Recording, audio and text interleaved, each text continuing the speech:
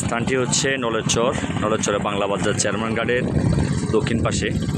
এটা ব্লক বাদের 12 নম্বর সাইট।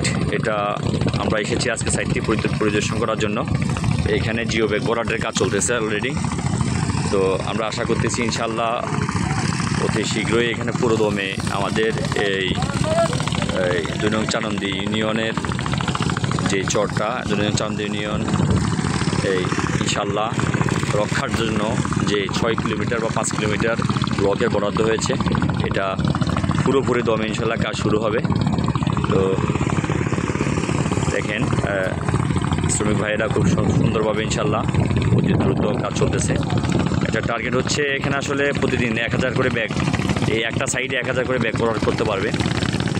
যে ব্যাগগুলো দেখতেছেন ওরা ভরাট করতেছে। এভাবে আপনার প্রায় 14-15টা সাইট আছে। এই একটা সাইট এরকম, আমরা যে ভিডিওর মাধ্যমে যে দেখতেছেন একটা সাইট এরকম।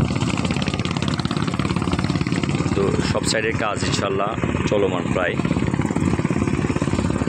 পুরোপুরি দমে কাজ শুরু হইতে আরও হয়তো 15-20 দিন সময় লাগতে পারে, তবে পুরোপুরি দমে এখানে ব্লকতে কাজ শুরু হবে ইনশাল্লাহ।